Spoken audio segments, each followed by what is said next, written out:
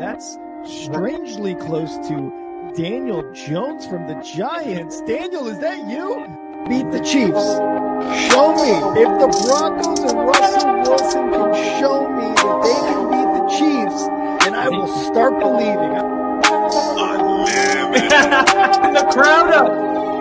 And so are this defense, and Kansas City won't snap the ball again. The Denver Broncos have beaten the Kansas City Chiefs. Dave Montgomery on the Lions, former Bear, gonna make this his revenge game for sure. David Montgomery gets the touchdown that ices the game. No!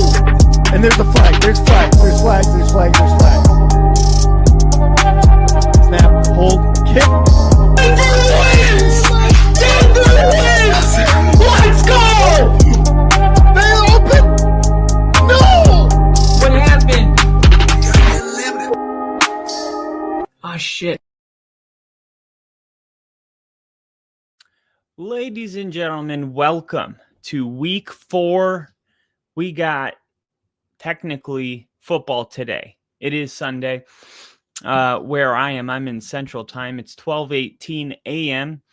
And it is time to lock in your fantasy football lineups. And what we found here is that people like asking questions to a person about their lineup. And I've made it perfectly clear a bunch of times. I'm just a guy that I spend a lot of time on this. So naturally, I'm going to be better than somebody that is just kind of doing this part-time just because of my sheer time dedication to fantasy football, to the NFL, because of my YouTube channel. But I'm not like one of these guys that's like an expert at, what is that? I mean, fantasy football is so random, and you can set up yourself for success by having the most optimal lineup.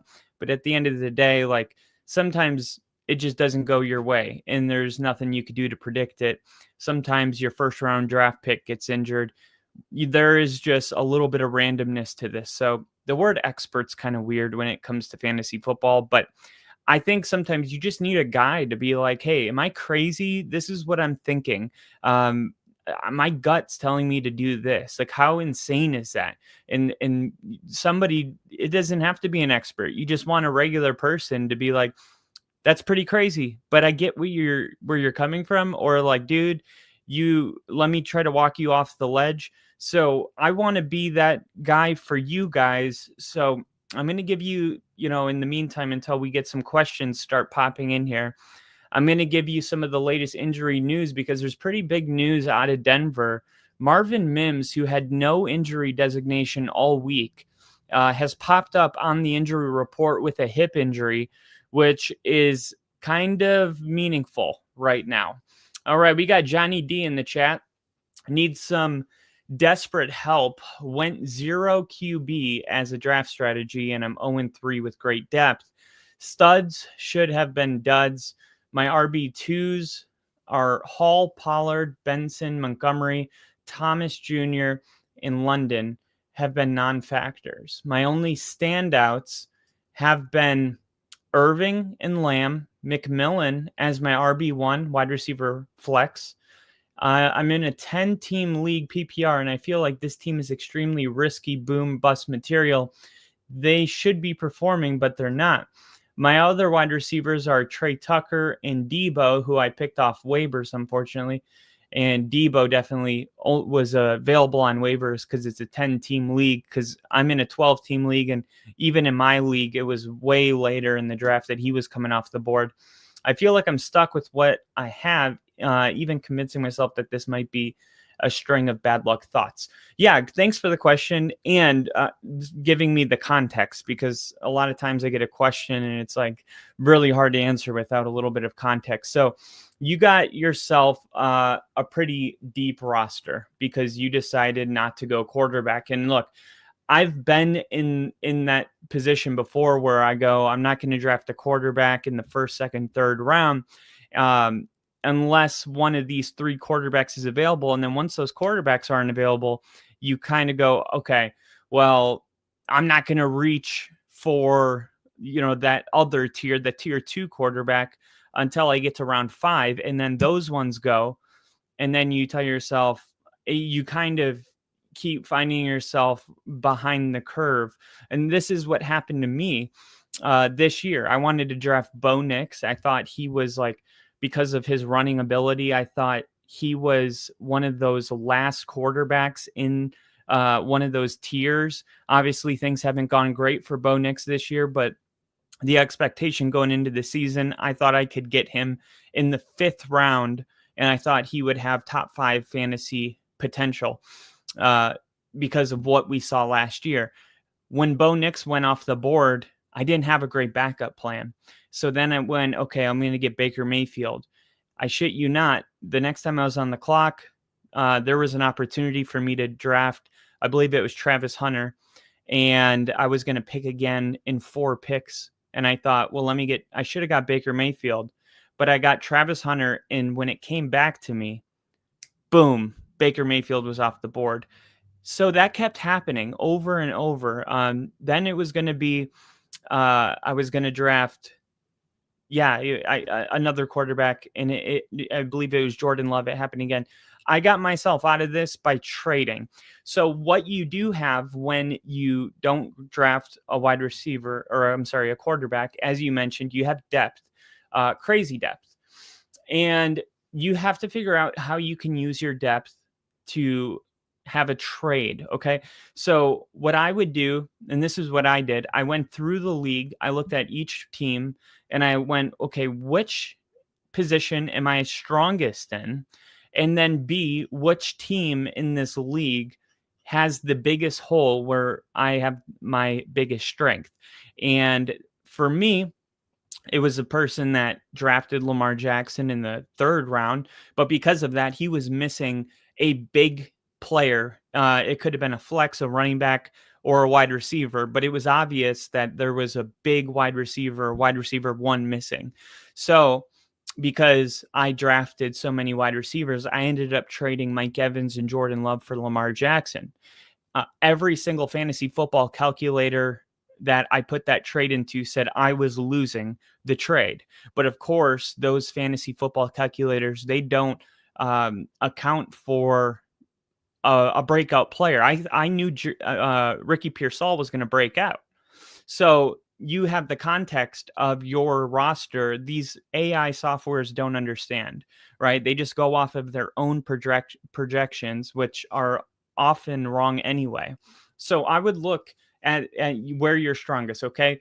You have Bucky Irving. Okay, Bucky Irving is my favorite running back in this year, going into this year. Okay, so I think Bucky Irving is huge. Obviously, if you drafted CeeDee Lamb, then I imagine you got CeeDee Lamb in your first round pick. When it came back, you drafted Bucky Irving. Okay, so you got 2 set and forget players right there. Then this is when your team gets a little shaky. You got McMillan. Lamb and McMillan is your RB wide receiver flex. So I'm trying to think about your team here. Okay, there it is. So you got your RB2s are Hall, Pollard, Benson, Montgomery. Dude, I don't see a problem with this team. Now you got to think, week 1, the Packers destroyed the Lions. Okay, but week 2, the Lions got their offense going against the Bears, and now they're back. I look at Montgomery as a weekly start. You know what I mean? Let me see where they have him ranked this week. Okay. David Montgomery, is he really RB 30 against Cleveland? I guess it's probably more to do with Cleveland. After a monster game in week 3, David Montgomery is the RB 8 in fantasy points per game, averaging 13.5 touches. Dude, this is what I would do. David Montgomery is a flex every single week, period. End of discussion. If you're deepest at receiver, then move David Montgomery to your RB2. So you'll have Breece Hall, RB1, David Montgomery, RB2, CeeDee Lamb, wide receiver 1. Then you have CeeDee Lamb and Oh my God. Yeah, you have Bucky Irving. Dude, your team is loaded. Maybe you haven't started winning yet, but there's nothing wrong with your team. You got Bucky Irving. You're going to flex David Montgomery. You're going to go Bucky Irving, RB1. RB2 is going to be Breece Hall.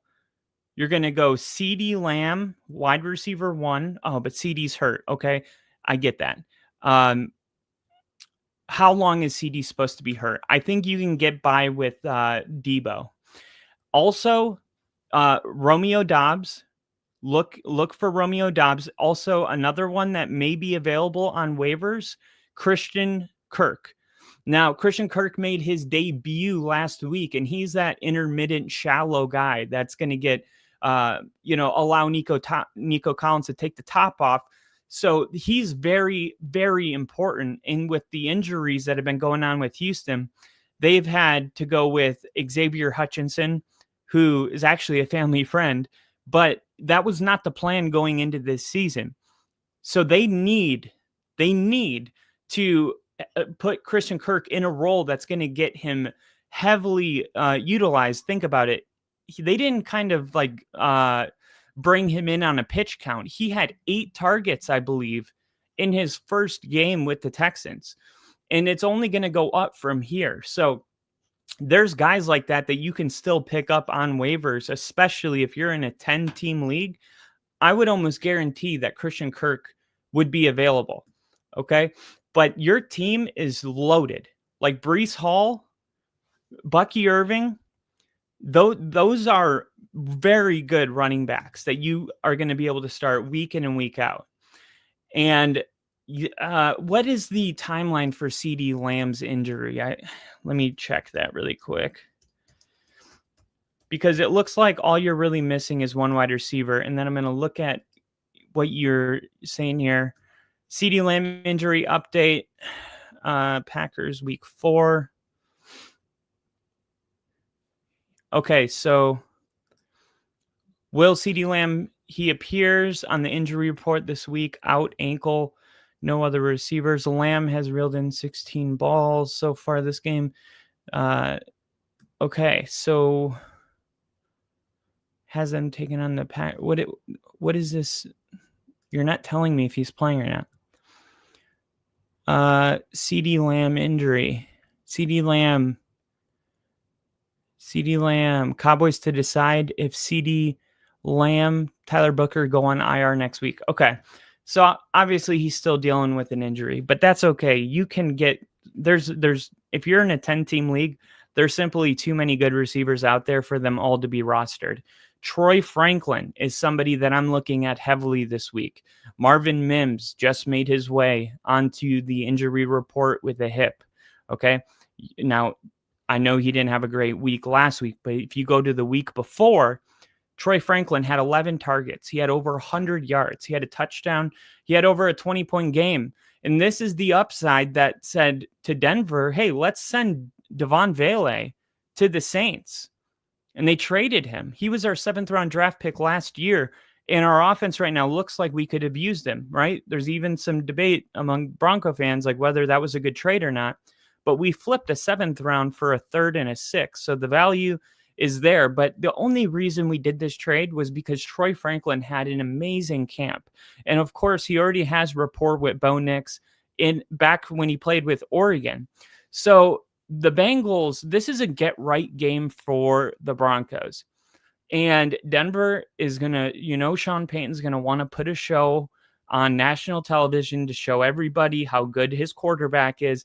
He's going to take a lot of deep shots. And I think Troy Franklin is going to have himself a big game. But until CeeDee Lamb gets hurt, this is how you need to be looking at it week to week. You got to, you're not going to get somebody probably that you can just plug and play. Okay.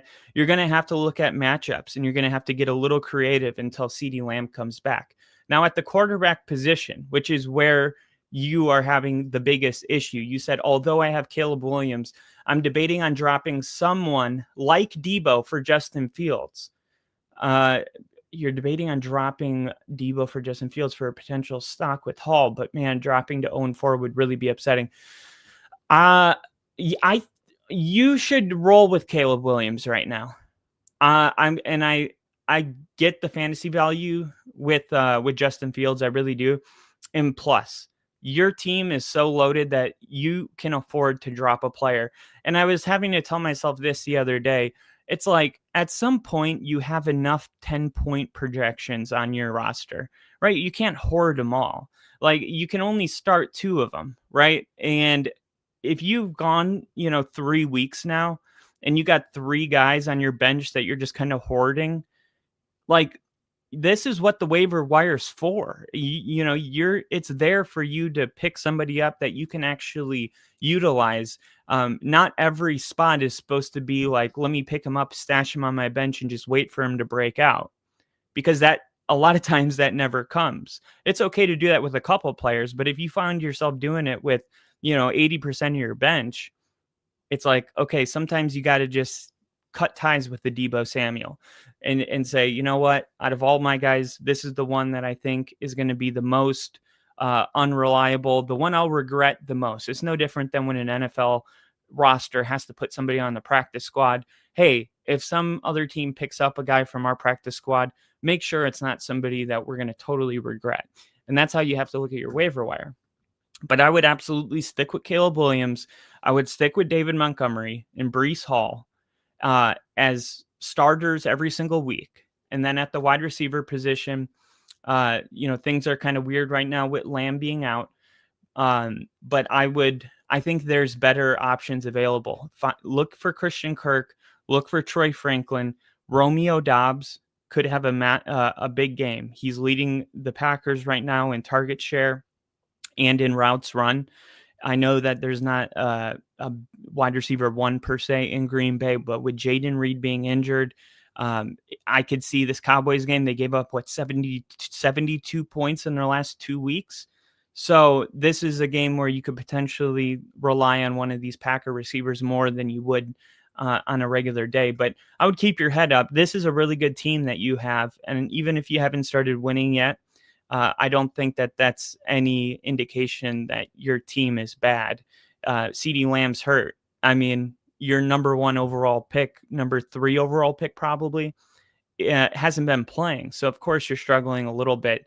But I wouldn't sell the farm unless you could get creative and try to package CeeDee Lamb with Caleb Williams. And then maybe somebody would be interested on doing that type of trade, but you might hate yourself for it later. But I think the key here is just to stay patient and use the waiver wire more. It's your best friend. Every year I've won the championship, I've made 20 waiver wire additions. I've already made 13 or 14 this year. We got Joshua in the chat. He said, here's my team: Mahomes, Justin Jefferson, Puka Nacua, Matthew Golden, Breece Hall, Javonte, Kelsey, Hampton. I have Judy, Montgomery, Herbert, Tyler Warren. Any substitutions?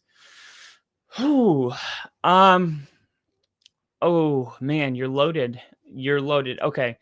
So Mahomes, Jefferson, Puka Nacua. Obviously, Nacua is the number 1 wide receiver this week. Justin Jefferson is somebody you're going to start for, no matter how weird it may seem with the quarterback or being international, it doesn't matter. He's too good. You simply start him. Javonte Williams, I'm not as high on Javonte as a lot of people, because Javonte Williams, he's averaging 3.8 yards per carry. He had 2 touchdowns in that Cowboys game, in the first half of that Cowboys game. And I think that's why his numbers look so good right now. I expect, if I had Javonte Williams, I would be trying to sell high right now. I would absolutely be trying to sell high, especially if I found myself holding, multiple good running backs. Like Amari and Hampton is an RB1 for the rest of this season. That's a done deal. We saw Amari and Hampton last week come in for Najee Harris, and he was amazing. I hate to say it, but he was awesome. So, I mean, there's your RB1, and you also have Breece Hall. So you got 2 wide receivers, you got 2 great running backs, And if you really wanted to flex a player, it's got to be Montgomery, in my opinion, every single time. There is no scenario where I don't start David Montgomery. There's no scenario. Like, he's just too good. Did you see him running the rock on, what was it, Monday Night Football against the Ravens? I mean, no, Sunday Night Football, I think it was. He's just way too good. There should never be a player that good on your bench. If he is, you should be trading him. You shouldn't have him just sitting on the bench. Like, package him with, Patrick Mahomes and get Lamar Jackson. Somebody out there may be desperate for a running back, but put him to use. If you can't start him, at least try to trade him. But in your case with your team, that would be my team: Mahomes, Jefferson, Nacua, Breece Hall, and Omarion Hampton, flexing David Montgomery. And then Matthew Golden, Javonte Williams would be on my bench. I would be trying to actively shop Javonte Williams. I sell high. Should I start TJ Hockenson over Jake Ferguson? This is a good question. I have TJ Hockenson, and it feels like every single week we've been waiting for TJ Hockenson to break out, and it hasn't happened yet. In my case, I have Dalton Kincaid, and I made the swap last week, and I'm really thankful I did. And you won't regret it either. You should absolutely go with Jake Ferguson, and Jake Ferguson might be elevated into a top 3 tight end this week. I would say if you have Jake Ferguson on your fantasy team, he is a must start this week. I would almost go as far as flexing Jake Ferguson if you have, you may be one of the guys out there that has a tight end that you like, a Darren Waller, a Brock Bowers or a Tyler Warren, but Jake Ferguson is an absolute start this week. He's going to have a big game. And when you look at his target share with CeeDee Lamb being out of the game, a lot of these targets are going to Jake Ferguson. And I believe we're going to get into a shootout in Sunday Night Football. So I would go Jake Ferguson all day. Joshua said, thinking about putting Warren, but now I find myself having 3 rookies starting. And I never feel bad about it. You know what I mean? Like, as long as the rookies are good, that's how most of the time I'm able to win my leagues, is because a lot of the guys that I play with don't keep up with the rookies. Like, of course, your Ashton Genty, those guys, of course, everyone knows them. But like the Omarion Hampton, right? That is a draft pick that you could you probably made that in like the 4th, 5th round. This is just how the league is. You got players coming out of college more pro ready than ever. I mean, look how polished Justin Jefferson, Jamar Chase, CeeDee Lamb. Look how polished these running backs are coming out of college. Bijan Robinson is the number 1 fantasy player this year. He's only been in the league for 2 seasons. So, it's not necessarily a bad thing that you're starting a bunch of rookies, as long as it's the right rookies. Traded Brock Bowers plus Chase Brown to get Genty and Egbuka. Okay, I love that trade. That's a very good trade. Number 1, the Browns offense, or the Raiders offense, very concerning. Very concerning. Chip Kelly offense looked pretty good week 1 against the Patriots. Since then, it's looked terrible.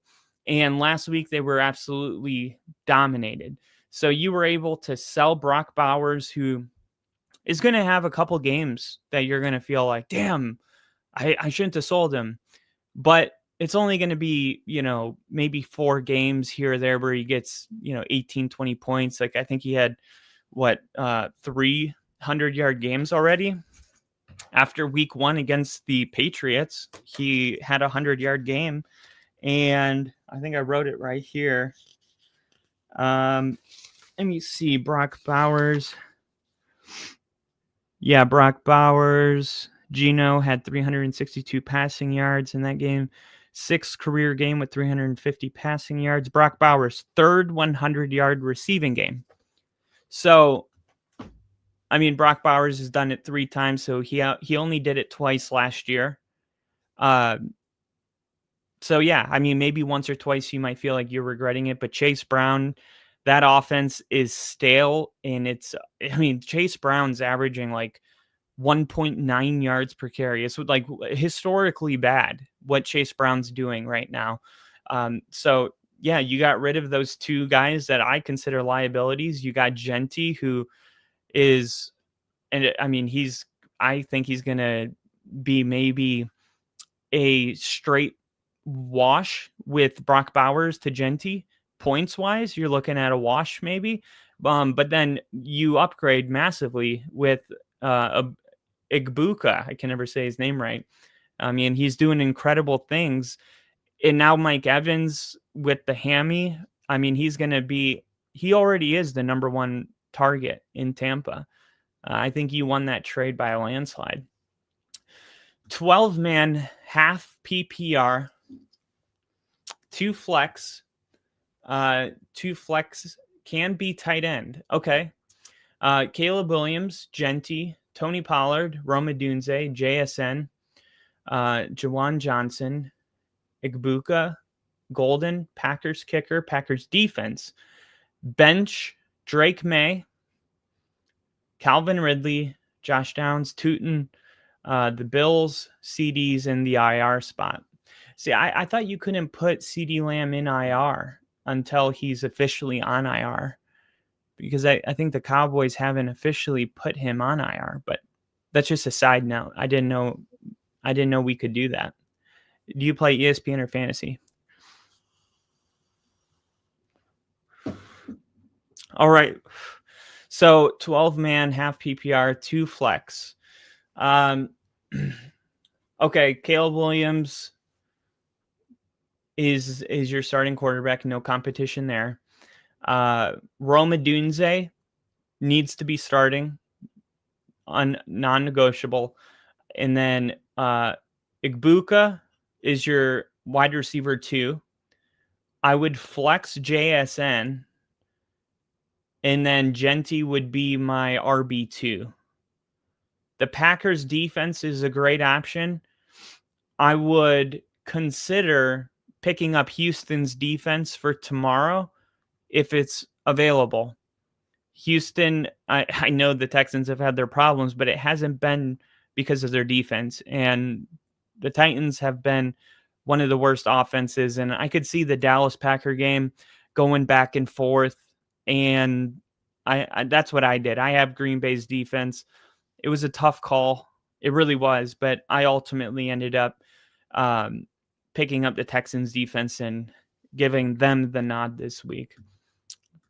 Would you trade Tyreek and T. Higgins for Tony Pollard and ETN and Flowers? So really, the way I read this is Higgins for Tony Pollard, ETN, and Flowers. It depends on your running back situation. Like, do you have a massive need for running back? Because if that's the case, I would make that trade. But if you're sitting pretty with, like Breece Hall and what would be like another Bucky Irving, then I would probably pass.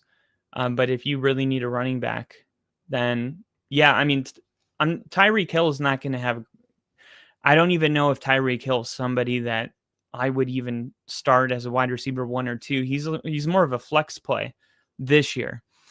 Now Darren Waller coming back, maybe that can give this Dolphins offense a pulse.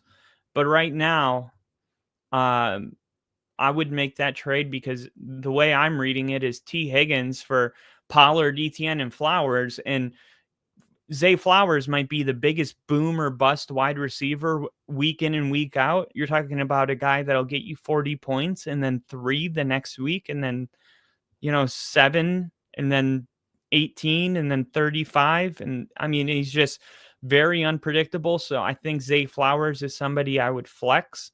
And then you got Tony Pollard and ETN, depending on your running back needs. Those are startable guys. And then he said, I think the Packers going to hold them below 17 points, maybe even under 13 points. If they do, then I would be surprised. But I mean, I could definitely see it. I mean, the Packers defense is legit this year. Sometimes you just got a feeling, and for some reason, I just have a feeling this game's going to be a little more back and forth. It's just a feeling, and I could be totally wrong, and I can live with that. It wouldn't be the first time. Braylon Allen and Kendre Miller, better chances of becoming full-time starters, do you think? Kendre Miller.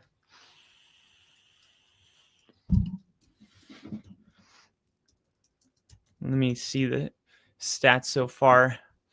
Let me see. He took 7 carries for 27 yards, bought both of his targets for 9 yards in Sunday's 44-13 loss to the Seahawks. I mean, I don't really like any of their chances to taking the starting role. I mean, there was a lot of talk about Braylon Allen taking Breece Hall his job, and then Breece Hall came out week 1 and was like, shh. Braylon Allen does get a lot of the red zone, not targets, but handoffs, the I need 1-2 yard situations on the goal line. So there's definitely upside there, but it's like Breece Hall and freaking Alvin Kamara. Like, I'm not going to bet on any of them losing their job. Micah can't wait to sack Dak. That's true. And Rashawn Gary might be the one that gets to get him the most. He's leading the Packers right now. Packers going to play so hard for the Micah revenge game. And I actually look at it the other way. I think the Cowboys are going to play so hard for to be on the winning side of this. Now, if the game was in Green Bay, I would feel more like what you're saying. But because they're going to Dallas, they're going to Jerry World, and Micah Parsons is coming back like as a villain. I mean, he just met the Packers. You know what I mean? Like, I'm sure they want to win for him, but maybe not any more than they want to win anyway. The other teams known Micah Parsons since he got into the NFL, and now he's joined the arch enemy. Like, if anyone should be emotional about this game, it's Dallas. Green Bay should just be happy that they ended up with Micah Parsons, but Dallas should be the one that is out there trying to prove something. So that is where I'm at with this game. And I'm cheering for the Packers, by the way. It's my second favorite team. Born in Wisconsin. I was at Brett Favre's last game as a Green Bay Packer.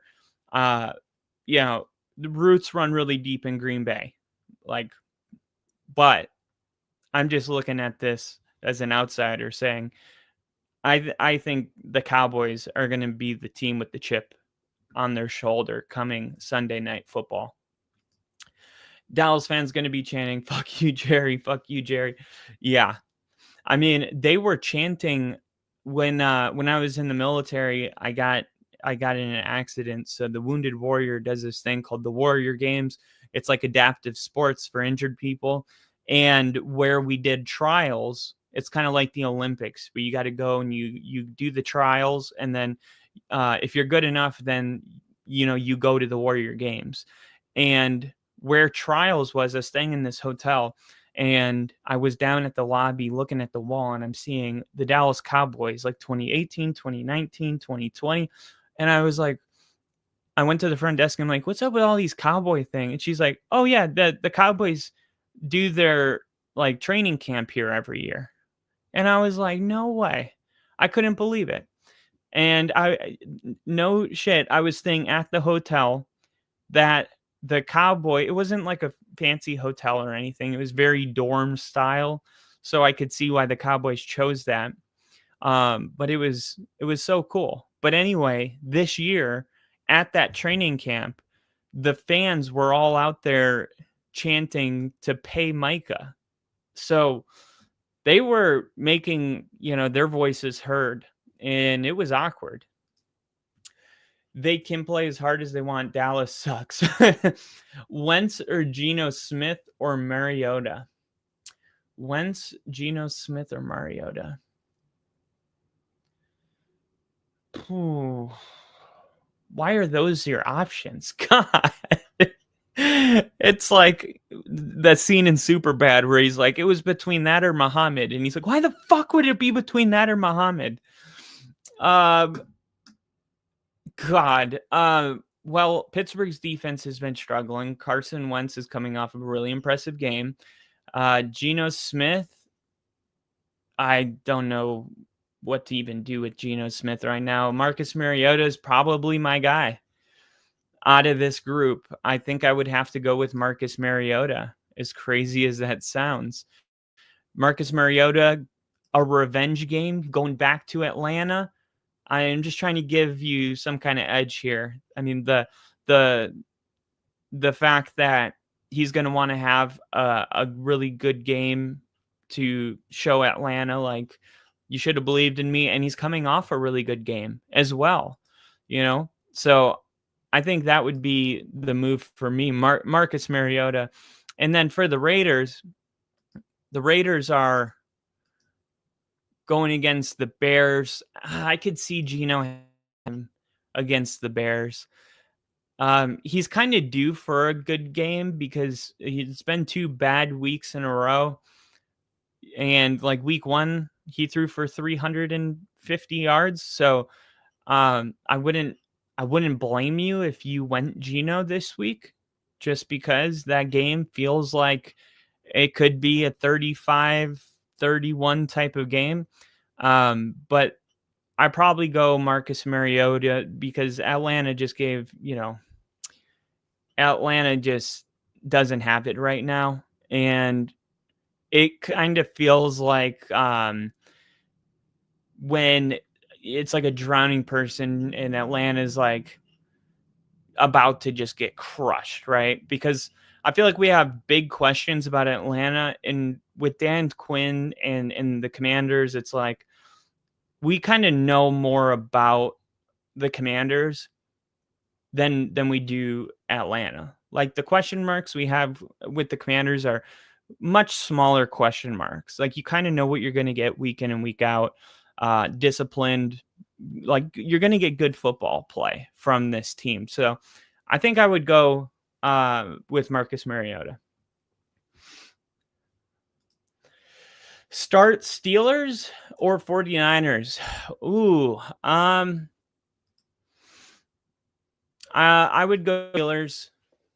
I would go Steelers this week because number one, and a real upset of the week is not one that people are like, that's an upset, right? If I told you that my upset of the week was the Pittsburgh Steelers winning, would you really think that as an upset? Probably not, right? But the Steelers are 3.5-point underdogs going into Dublin. My real upset is the Jacksonville Jaguars beating the 49ers. I know it sounds crazy, but like that's why it's called an upset. And on national TV, they don't even have the balls to call it an upset. They call it upset alert. Oh, I'm not saying it's going to happen. I'm just saying it could happen. That is so cowardly. That way, if it doesn't happen, they can say, I never said it was going to happen. I said it could happen. Well, anything could happen. So I'm telling you why it will happen, okay? I think it's going to happen because, number one, Liam Cohen, my favorite head coach from this cycle, right? He had time with Baker in LA. He comes from Sean McVay, and Sean McVay owns Kyle Shanahan. Okay. I feel like Liam Cohen's going to put a really great game plan together, and I think it's time for the 49ers to drop one. I think Jacksonville goes in there, has a great game plan, plays their best game of the year, and comes away with a gritty 17-20 win. And because of that, I would say go with the Steelers defense this week. Also, I'm going to go against Justin Jefferson. Does that change the start at all? Jaden Daniels out. Yep. Who to flex? Moore, Henderson, Golden. I'm thinking Henderson this week. I'm thinking Henderson because, look, this might be one of the weeks that Henderson gets the job and never gives it back. I mean, it took, 3 fumbles for Henderson to actually get in the game last week. But when he got in, he looked really good. And I think he's going to have his opportunities in this game. Carolina's given up, I think, 7 games in the last 15 where they've given up 200 or more rushing yards. That's insane. Like, that's historically bad. So you got a running back going against that group. I would lean. I mean, even last week they shut out Atlanta and Bijan had over 100 all-purpose yards. So, like, Matthew Golden, I'm just not there yet with him. And because of that, it's between Moore and Henderson, and the connection to DJ Moore hasn't really been there either. It's been more Rome Odunze. So I think I would go Henderson, but I wouldn't blame you if you went DJ Moore. But I'm leaning just strictly off matchups. I'm probably leaning Henderson. He has no McLaurin and Noah Brown. Does that change anything? The guy you're playing? Well, what do you mean, Jay? Does that change? I don't know if you're talking to me or if you're talking on. You're going against start the Steelers or 49ers. He has no McLaurin. Well, I mean, McLaurin's hurt. So I have McLaurin. Oh, I'm sorry. You're talking about Marcus Mariota. No, Marcus Mariota. Because, look, honestly, Terry McLaurin hasn't really done anything this year. I mean, Terry McLaurin's been, it's been really frustrating. That's my 3rd round draft pick. And I finally got to a point this week where I benched him even before I waited to see that he was going to be out this week. Because remember, the MRI that they did came back negative, and then he was projected 12 points again. And I was like, I'm not doing this anymore. Until Terry McLaurin shows me otherwise, he's on my bench. So, I don't see him as a player that's going to, make or break Mariota's day. He just hasn't been that kind of guy this year. Would you trade Zay and K9 for Neighbors and Henderson?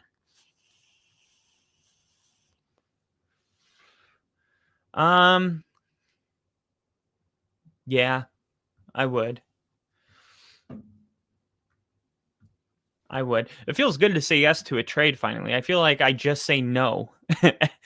Every time someone asks me a trade, it's just been, I'm not even trying to say no a lot. It's just been naturally a lot of no's, but this is a yes. I mean, Zay Flowers is a boom bust guy, and he could have a 40-point game or a 7-point game, and you wouldn't be surprised. Kenneth Walker, a lot of injury concerns with Kenneth Walker. He's good. He's not great in my opinion. Neighbors, I mean, look, Neighbors they just bench Russell Wilson because they're not getting Neighbors involved. The message is clear. Neighbors needs at least 10 targets a game, period. End of story, no matter what. So none of these guys have Neighbors' upside consistently. And then Henderson, you may be buying low right now. And that's what I'm going to keep telling people with Henderson. We don't know yet what he's going to do this week, right? If he makes the most of his opportunity, this could be a championship winning trade.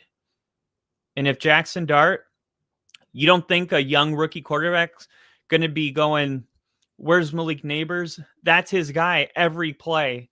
Every time he's worried, I'm sure Malik Neighbors is like, bro, just throw it up, throw it up, throw it up, throw it up. Like, just throw me the ball.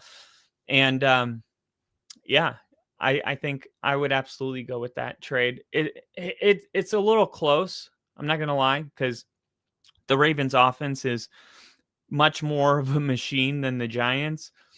But I think that's one I would be willing to pull the trigger on. And then Carter said, so does going against Jefferson change anything? No.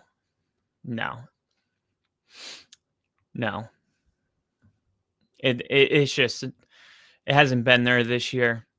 I mean, and honestly, if JJ McCarthy was in this game, like, it would even be worse. Like, I think Carson Wentz is even an upgrade at this point, because we have 8 quarters now of JJ McCarthy, and only one of them was good.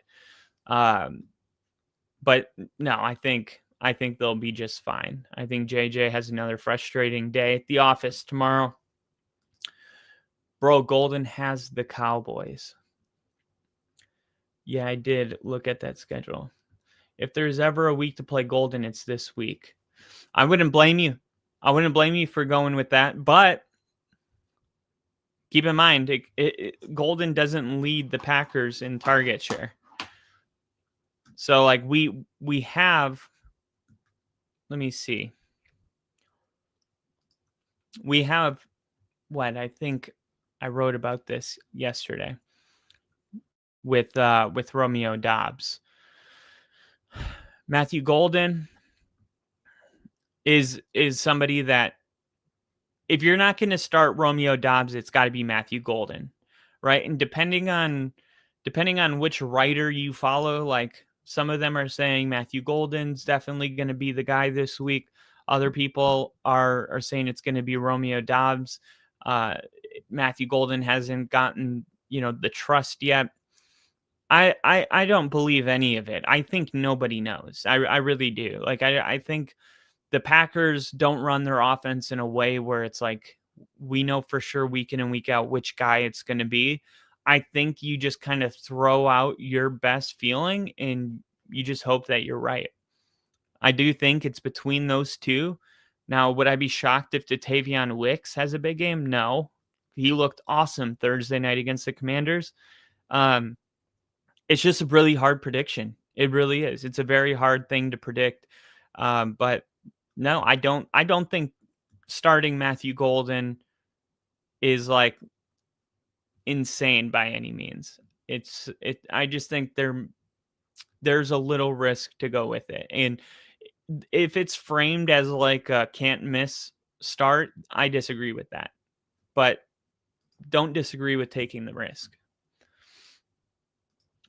Yo, who do I play as wide receiver 1, 2, and flex? Tyreek, Zay, Debo, JJ. Well, I mentioned this earlier, but Darren Waller is going to make his season debut for the Dolphins. Now, that could help out Tyreek Hill. You got Zay. Automatically, Zay is going to be one of the starters for me. I would probably go Zay, Debo, JJ here. I would go Debo because Terry McLaurin's hurt. I think they're going to be trying to utilize, especially for Marcus Mariota. It's like, hey, get the ball out of his hands super quick, snap the ball. Find a way to get Debo the ball, whether it's, an end around or a wide receiver screen. I think the game plan is going to be a heavy dose of Debo. And then when you get down to the red zone, it's like Debo's your guy down there, especially with Terry out. So this week I would go Zay, Debo, and JJ. And I feel good about that. Also, who do I play for tight end? Kelsey or Ferguson? Ferguson all day. All day, Ferguson. Ferguson. I can't say it enough. Ferguson. If you have Ferguson on your team, you need to play Ferguson. This is going to be a big week for Ferguson. Now Ferguson is, and I'm going to tell you, he's got a 22% target share through the first 2 weeks of the season. That number jumped to 25% after he had a week 3 performance where he had 14 targets. Like, think about that. 14 targets. I mean, with all of the hype going to George Pickens, it's easy to forget about Nate Ferguson. And it's easy to forget that he was second to CeeDee Lamb last year in targets and receptions. Like, Dak Prescott is very comfortable getting Jake Ferguson involved, and he will be going to him a lot. That will be a focal point this week against the Packers. Green Bay struggled last week against David Njoku. They struggled against Harold Finin Jr. They had a combined 8 catches, 65 yards, 11 targets. And through 3 weeks now, the Packers have allowed the 6th most fantasy points to tight ends per game. So I think Ferguson has a shot to be the overall tight end 1 this week. Overall, of every tight end. Jake Ferguson. Did I keep calling him Nate Ferguson? Jake Ferguson. Jake Ferguson, if you have him, start him. Please. You can thank me later.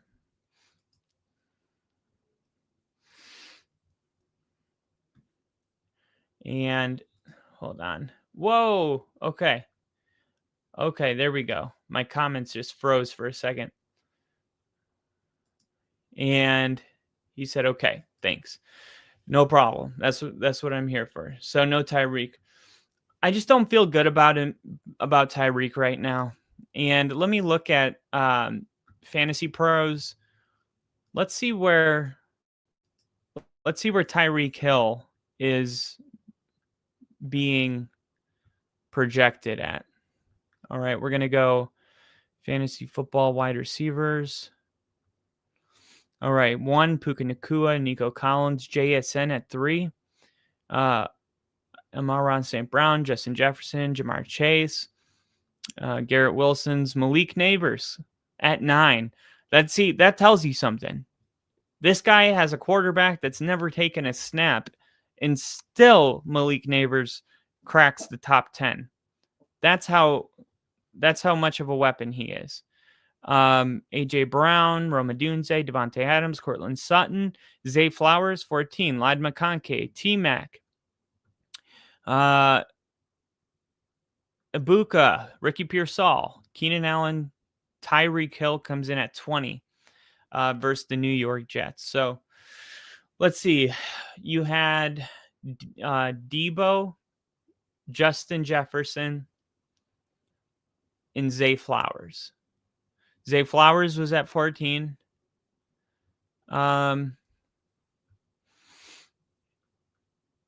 They have Debo Samuel at 25. They have Tyreek Hill at 20. So, I guess I'm wrong according to these projections because I have Debo a little bit higher. 1 second. I just got to drain the, gotta pee really quick.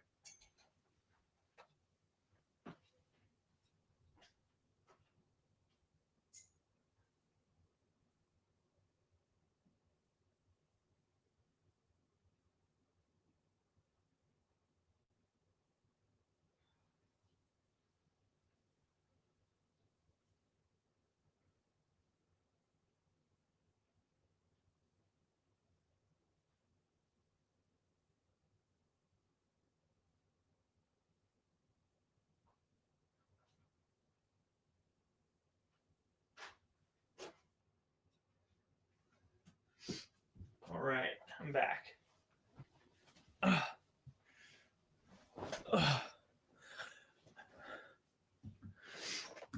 So anyway, I guess I'm higher on Debo than most. They got Debo at 25. I would probably have him around 20. Brian Thomas Jr. is at 22. I mean, Tyreek Hill, he keeps getting the benefit of the doubt. Tyreek Hill is the wide receiver 21 in fantasy points per game. He has a 23.7% target share, 2.41 receiving yards per game, and a 25.9% first read share. Tyreek Hill has 1 touchdown this season, but he's still looking for his first red zone target. He faces a Jets pass defense that's moved too high heavy last week, 66.7% against too high. Hill's usage has remained steady with a 23.1 target share, 2.16 yards per route run, and a 23.7 first read share. I worry that Hill will get shadow coverage from Sauce Gardner this week. Gardner allowed DK Metcalf and Mike Evans following them on 65 to 89% of their routes. Gardner allowed Metcalf to secure only 1 of his 4 targets for 11 scoreless receiving yards. Against Evan, Gardner allowed him to secure 3 of 5 targets with 27 yards and a score. Keep your expectations for Hill in check this week. Well, I think that's the kicker. I mean, the fact that he's going to be guarded by Sauce Gardner. I think that's like, if you got a toss up and it's like Debo, Tyreek, and one of them's being covered by the second best cornerback in the NFL, because it's not like, in Denver, which pisses me off, is like, that's how it should be. All right. Your best against our best. Denver defensively will not do that. I mean, I remember in the Browns game where Jerry Jeudy had like 200 yards. And I'm like, why don't they put Patrick Surtain on Jerry Jeudy? Like, it was Terrence Wallace, a practice squad guy we had to elevate because Riley Moss got hurt. But it's like, okay, after his first 2 80-yard touchdowns, why don't we pivot? Like, they're like, no, we're just going to keep doing this. And it drove me crazy. You should always put your best cornerback on the best receiver and shadow him the entire day. It's almost like you're trying to protect that player or something. Like, I don't know. Like, I can't understand it for the life of me. But at least in New York, the Jets let Sauce Gardner cover 1 wide receiver the entire game, 89% of the game at least. So yeah, I would definitely go the other way. All right, let's see. Did I miss any of the comments? I think I got most of the comments. Once again, if you guys have any questions, I'm not a fantasy football expert. I'm just a guy. Yo, we got Ginger in the chat. What's up, Ginger? Just woke up out of nowhere. Saw my boy had to pop up. Love you, buddy. Happy to have you in here, Ginger. Can't wait for football tomorrow. Hope you're having a good night. We're just talking fantasy football over here. Talking some fantasy football. And I guess it's time for me to look at my lineup and see if I need to make any last-second changes before this team is locked in. I got Xavier Worthy starting tomorrow, finally, after a long waiting period. I got Ricky Pearsall, Xavier Worthy, Christian McCaffrey, Jonathan Taylor, Dalton Kincaid, Lamar Jackson, and then my flex. I've been torn on it all week, but I went with Romeo Doubs. And I'm switching to Troy Franklin. I'm switching to Troy Franklin because Marvin Mims popped up on the injury report today with a hip. And if that's the case, then Troy Franklin is probably going to lead this offense in targets. And against the Bengals, I think this is a get right game for the Broncos. I think their offense is going to have a lot of success. And if they do have a lot of success, it's going to be because Troy Franklin and Sutton probably both had a big game. I'm going to make that bold move. Part of me is saying, too, to flex Travis Hunter. It's like you're already calling the upset. Jacksonville upsets the 49ers.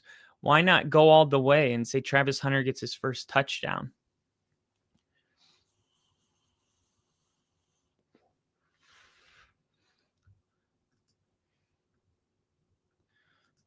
All right, we got 3 ones that just popped up in here. Should I get Prater or Chase right now this week for kicker? I would go with Chase. Prater, I love Prater, but he's a little too inconsistent for me.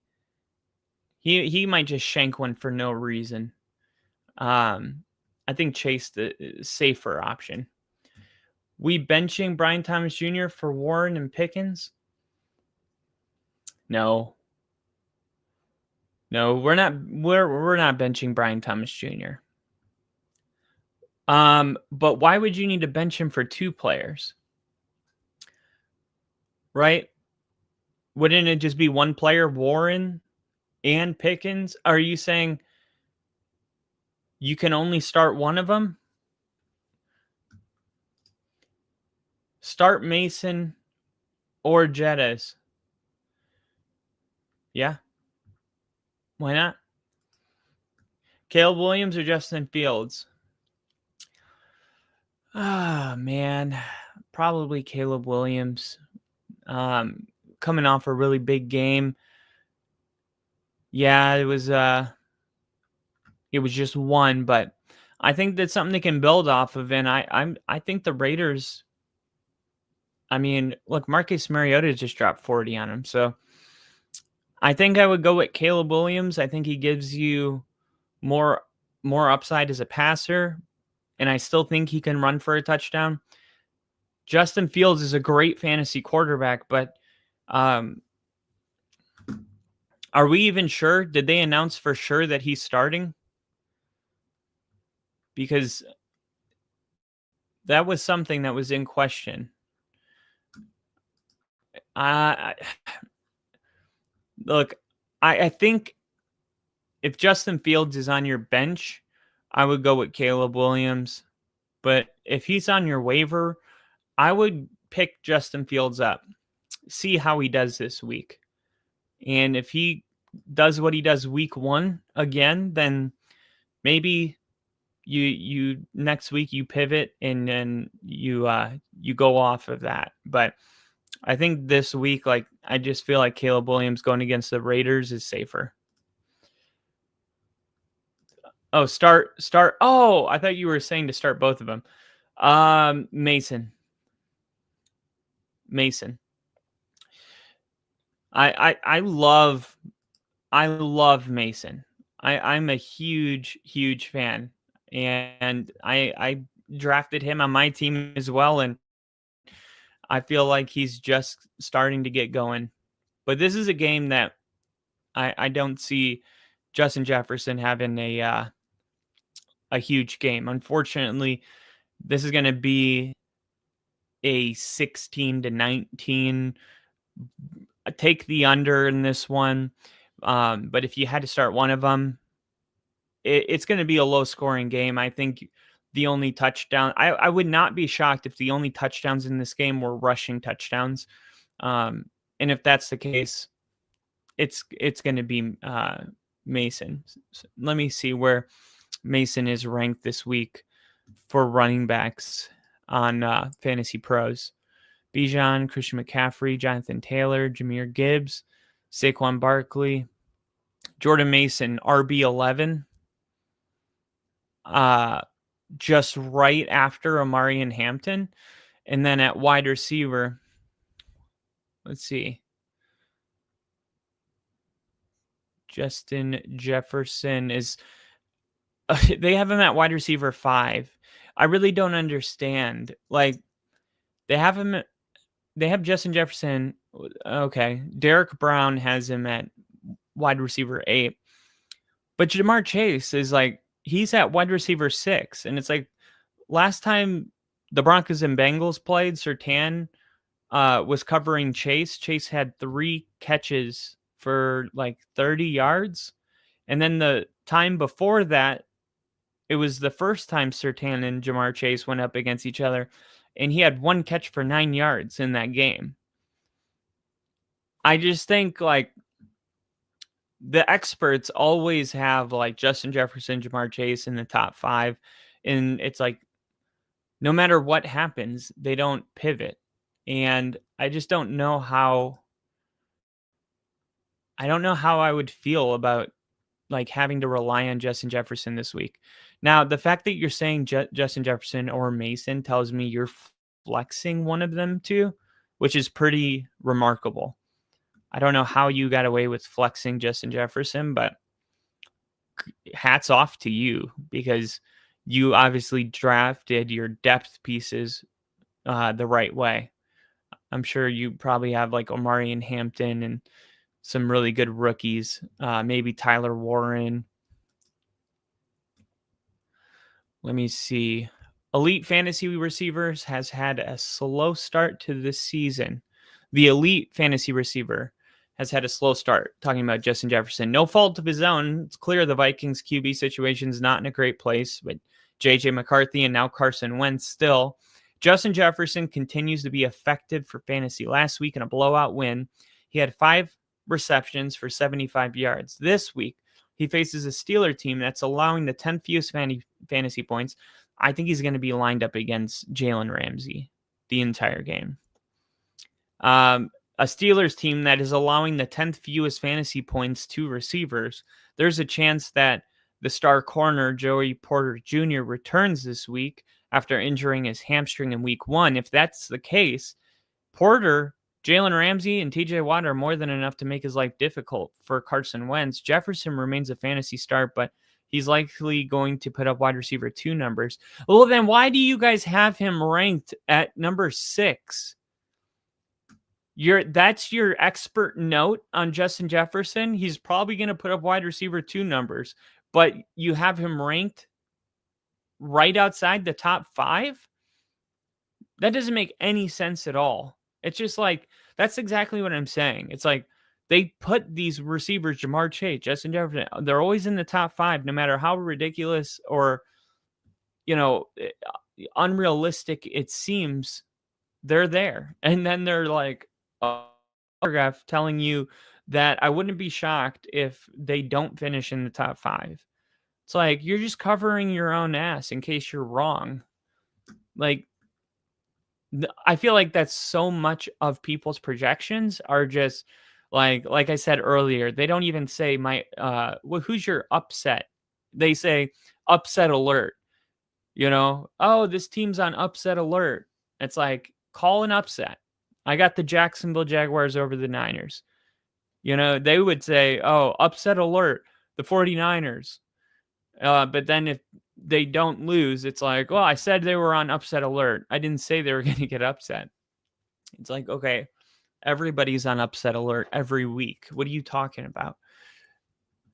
But anyway, if they had a little more balls, I think they would be able to tell you what I think we all know. And that's that Justin Jefferson has the upside to make you look like an idiot if you bench him. We all get that. We know that Justin Jefferson at any given week can score multiple touchdowns, have over 100 yards, and have double-digit catches. We do. But at the end of the day, like, do we think that's going to happen this week? And that's where you have to be able to have balls and say, I don't. And if I'm wrong, I'm wrong. Some people can't live with that. They say, I would rather start him, even if everything told me not to do it. I would rather start him because if he had a good week and he was on my bench, I couldn't live with myself. And if that's the case, then I get, whatever you have to do to live with you. But if you're not, one of those people that have to do anything and you can just look at it week to week, I think Justin Jefferson is maybe a wide receiver 15 this week. And I think that it read an article too saying to sit T. Higgins. How is that the case? Well, when Patrick Surtain's on Ja'Marr Chase, Riley Moss is covering T. Higgins. Last time that matchup happened, I was there. Week 17 in Cincinnati, Monday Night Football. Do you guys remember that? He had 11 catches for like 170 yards and 3 touchdowns. I just made a YouTube short on the Only Football podcast. You can watch the YouTube short. I put his stats in there.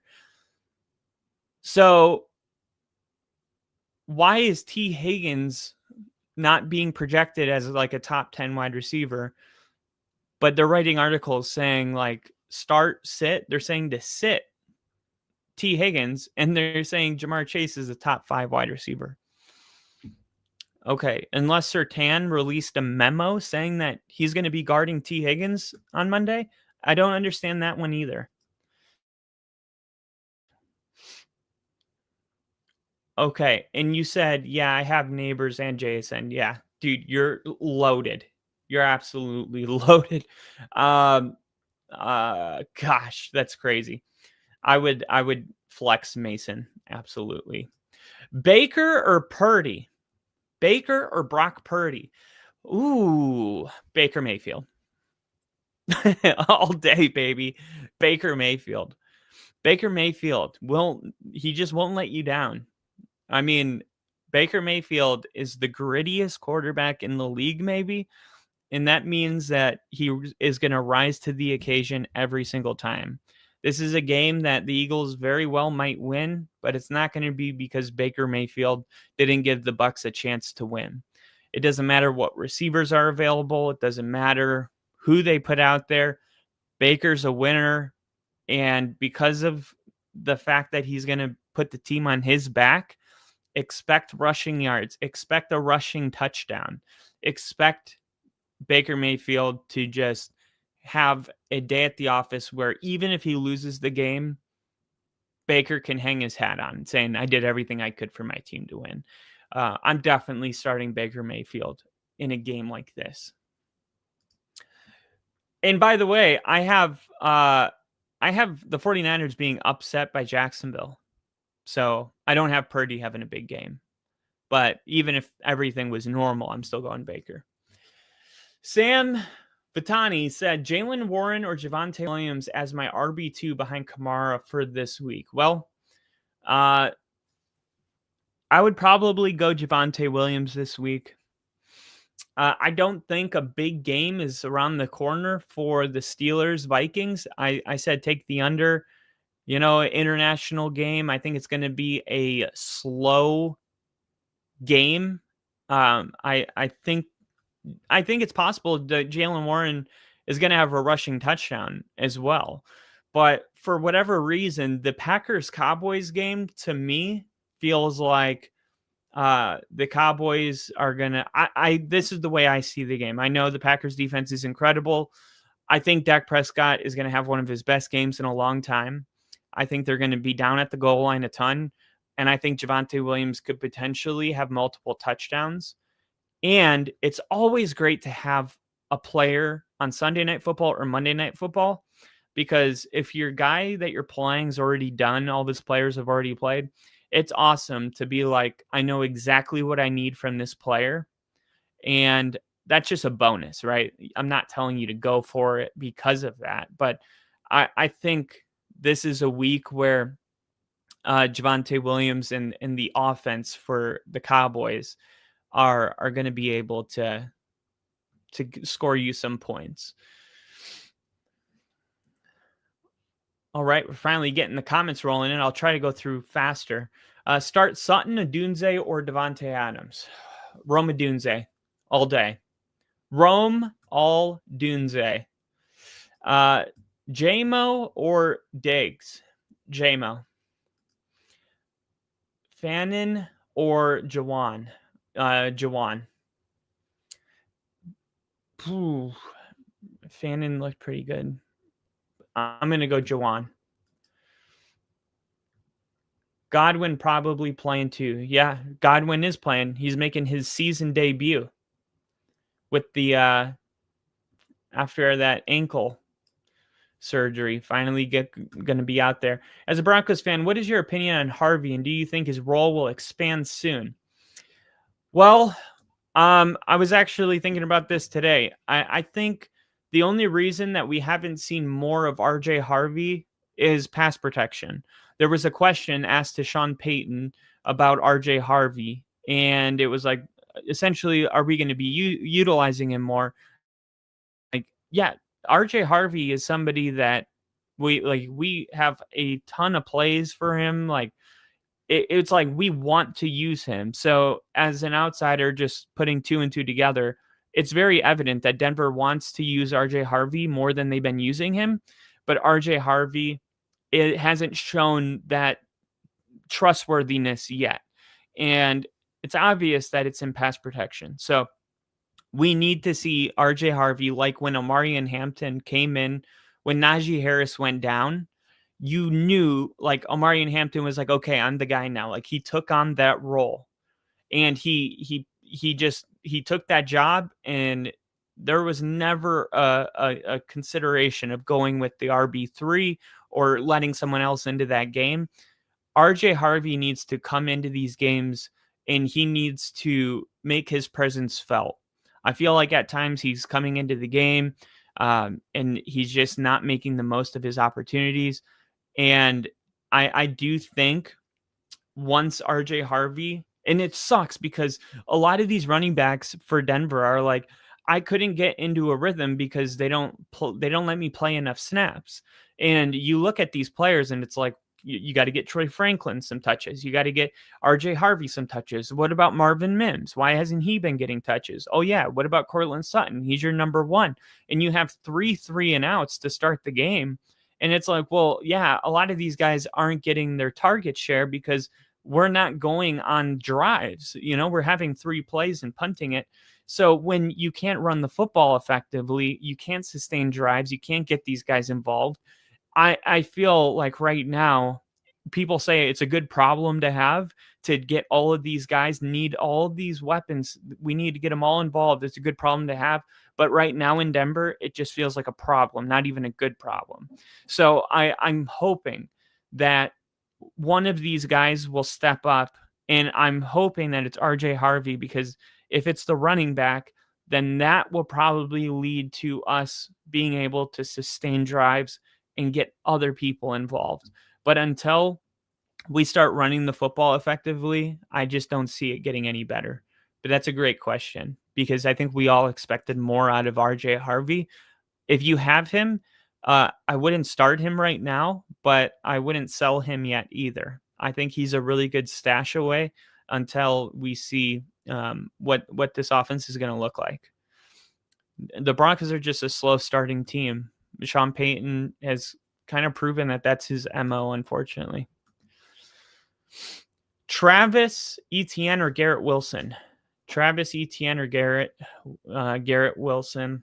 I would probably go Garrett Wilson.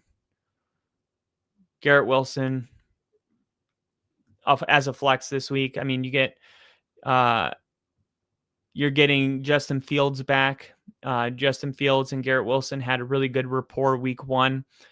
And I feel like if ETN goes off, for 20 points and he's on your bench, you're going to be disappointed. But if Garrett Wilson does it, you're going to really hate yourself. Like, why wouldn't I start Garrett Wilson?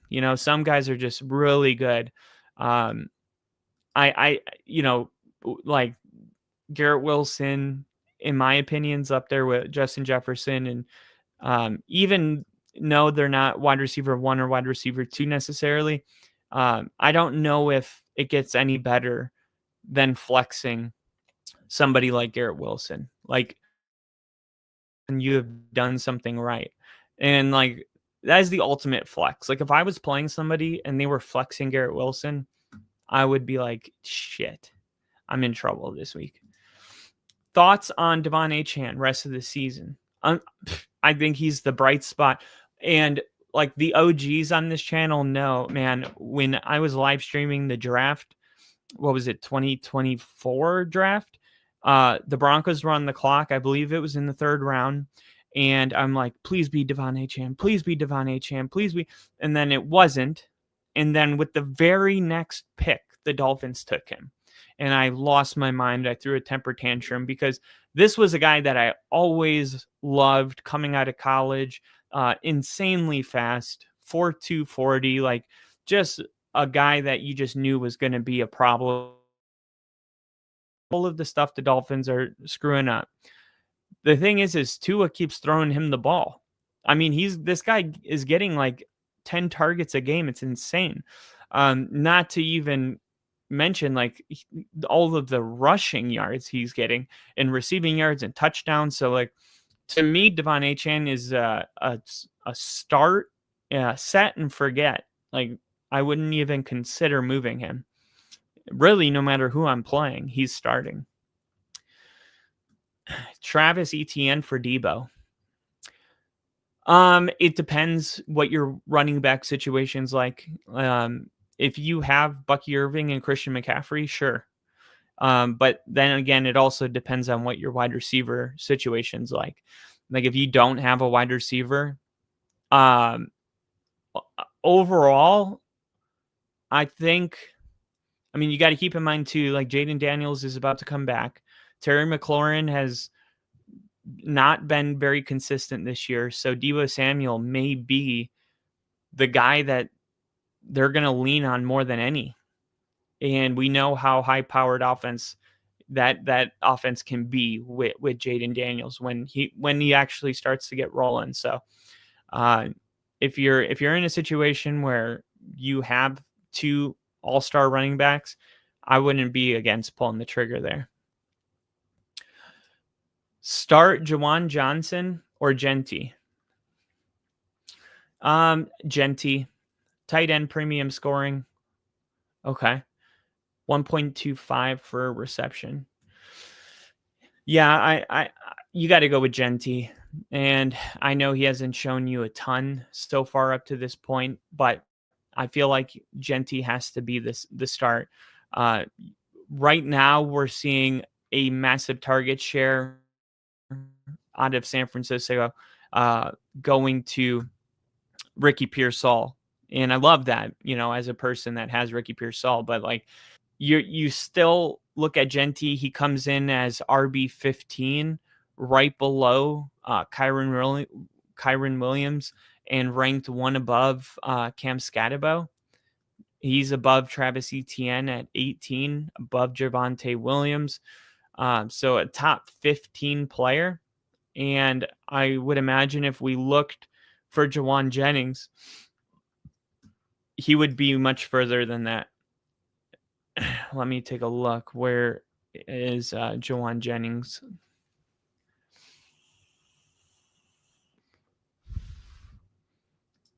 $39. Datavion Wicks. Christian Kirk at 59. He may make a massive jump. Jauan Jennings.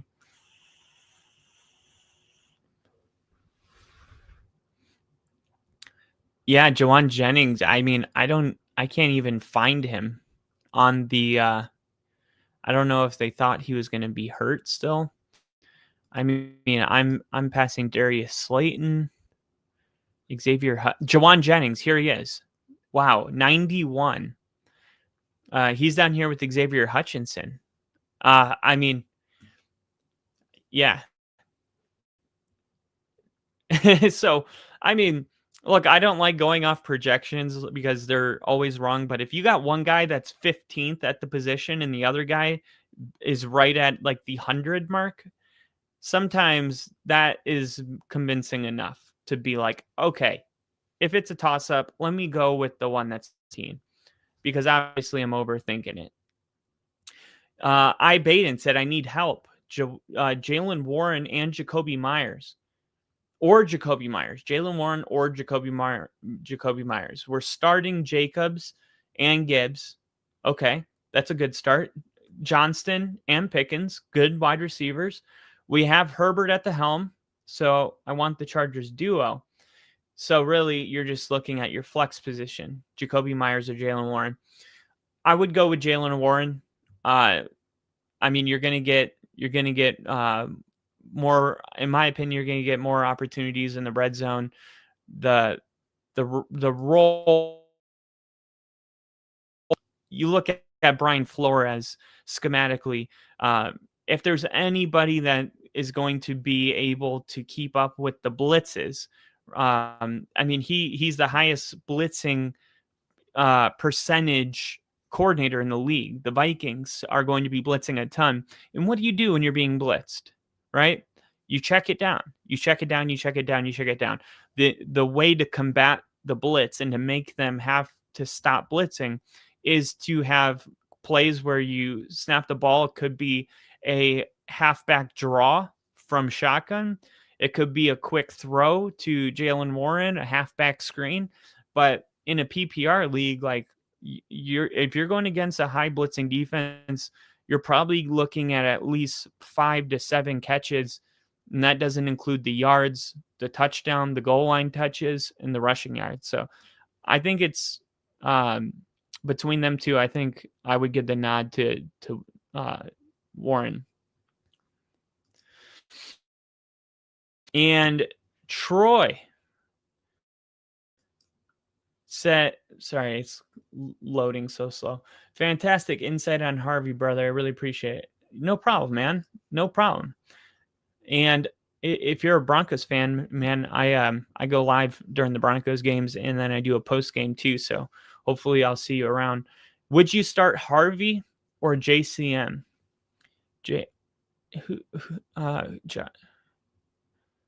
Who's JCM? Who's JCM?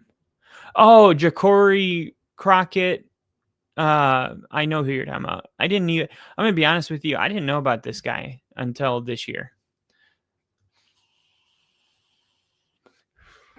Ja'Cory Crockett Merritt out of Atlanta. He's at RB 32. And then J.K. Dobbins is at RB 20. And then you got RJ Harvey at 37. So you got JCM at 32, Harvey at 37.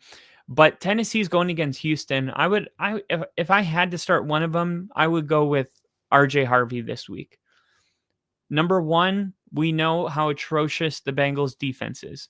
Number two, we know that Denver's going to want to put on a show. Number three, we know that it's possible that Denver could find themselves with a significant lead in this game, which means RJ Harvey is going to have an opportunity to get way more touches than normal. And number four, we know that there's been a lot of pressure from the media to get RJ Harvey involved in the game plan.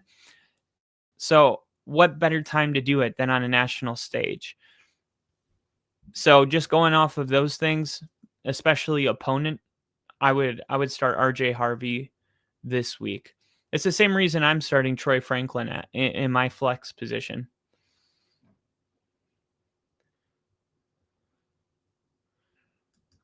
And then Vincent said, no, Johnson, the Saints head in. Oh, gotcha. Let me go back to yours. Juwan Johnson. Oh, okay. Sorry, I read that wrong. Yeah, I would still go Genty though. I mean, absolutely. And you said Genty's RB 34 in sleeper. Where are you seeing him as 15? I'll share my screen.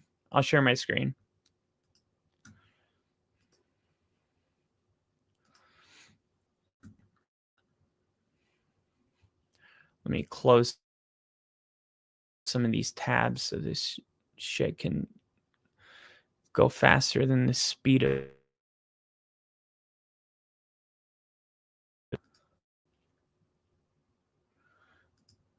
All right. Hopefully this is a little bit faster now. Okay, so this is fantasypros.com. Genti is RB 34, and here he is at 15. And somebody actually has him as high as 11, and 2 other people have him at 17. But yeah, and then Ja'Cory, where was Ja'Cory? I believe he was at 37. No, he was at 32 right here. And then RJ Harvey coming in at 37.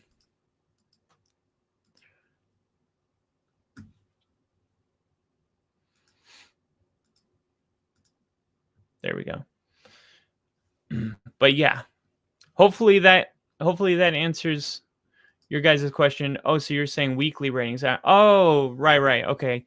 No, Vincent, I was talking about weekly ratings. So just going off of the projections of this specific week, not as a whole. And I think when you get into week 3 or week 4, we look at those players and we think, oh, they haven't performed, or maybe you got a guy like Javonte Williams who had 2 touchdowns in week 1, so now he's being ranked in the top 10.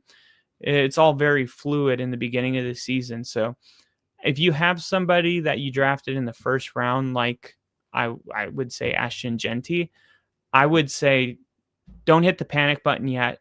Hold on to him and see what happens. But in the meantime, he should still be starting until he absolutely proves to you that he's not worthy of a starting job.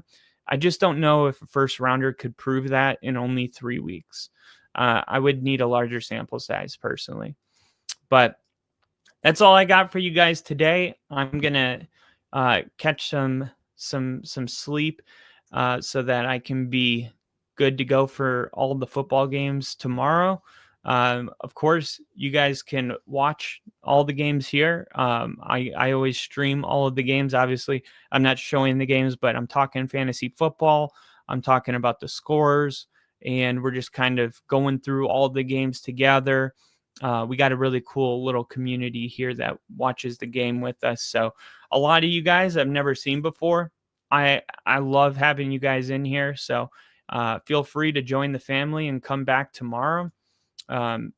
You guys are going to really love it. I do this with a Bears fan on Sunday, and I'm a Broncos fan, but we do predictions on the games. We talk also the recap when the games are over. We bring you content every single day. So if this is something you guys are into, definitely, sub if you want to, but more importantly, just come back and join the family. I hope you guys have a good night, and I will see you guys tomorrow for NFL football.